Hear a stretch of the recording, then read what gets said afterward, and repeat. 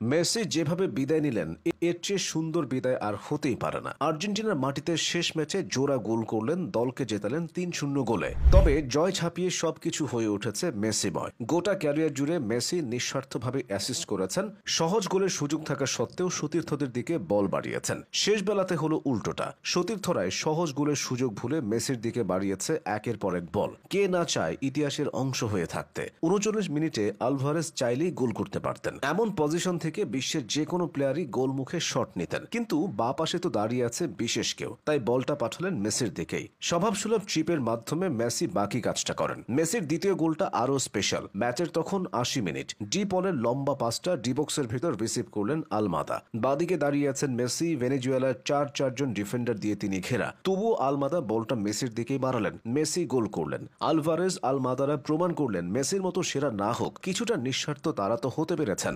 ২০০৭ সালের ১৮ এপ্রিল, আজ থেকে ঠিক ৬৭১৫ দিন আগে আর্জেন্টিনার মাটিতে আর্জেন্টিনার জার্সিতে মেসি প্রথম ম্যাচটা খেলেছিলেন। মেসি তখন ১৯ বছরের তাগড়া যুবক, কাঁধ পর্যন্ত বিছানো লম্বা কালো চুল। ম্যাচটা ছিল চিলির বিপক্ষে। আর্জেন্টিনা জিতেছিল ৩-০ গোলে। এই জয়টাও আসলো ৩-০ গোলে। এদিকে এক লিওনেলের বিদায়ে কান্না ধরে রাখতে পারেননি আরেক লিওনেল। ম্যাচের আগে স্কালোনিকে কাঁদতে দেখা গেছে। সব যদি কিন্তু পেরিয়ে মেসি নিশ্চয়ই ২০২৬ বিশ্বকাপ খেলবেন। মেসির জন্য দলের দরজা খোলা রেখেছেন কোচ লিওনেল স্কালোনি। পরবর্তী বিশ্বকাপের আসর বসবে আমেরিকায়। ইন্টার মায়ামিতে খেলা মেসি আমেরিকার আবহাওয়ায় নিজেকে অনেক আগেই মানিয়ে নিয়েছেন। তাছাড়া মেসি এখনো আর্জেন্টিনার আক্রমণ ভাগে নেতৃত্ব দিচ্ছেন।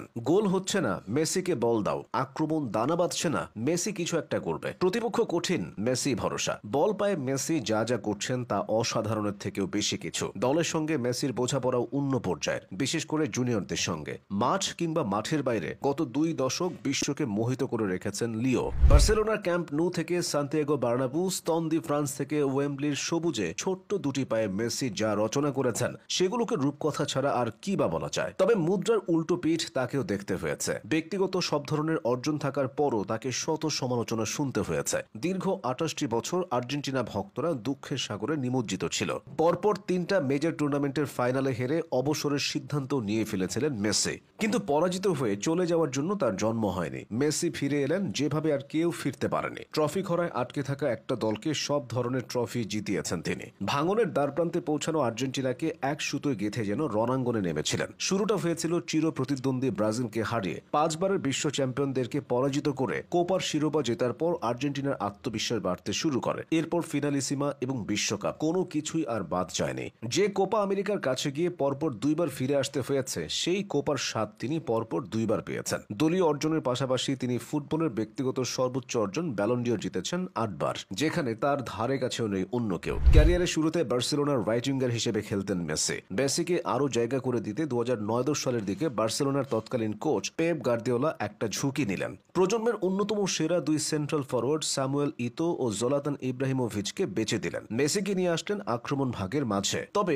পিওর স্ট্রাইকার নয়, ফলস নাইন হিসেবে। এরপর দলের প্রয়োজনে বিভিন্ন সময় বিভিন্ন পজিশনে খেলেছেন মেসি। আর্জেন্টিনার টিমেও বিভিন্ন পজিশনে খেলে নিজেকে উজাড় করে দিয়েছেন। দলকে করেছিলেন বিশ্ব চ্যাম্পিয়ন, দেশকে সর্বোচ্চ দিয়েছেন তিনি। আর মাথা উঁচু করে দেশের মাটিতে শেষ ম্যাচটা খেললেন মেসি।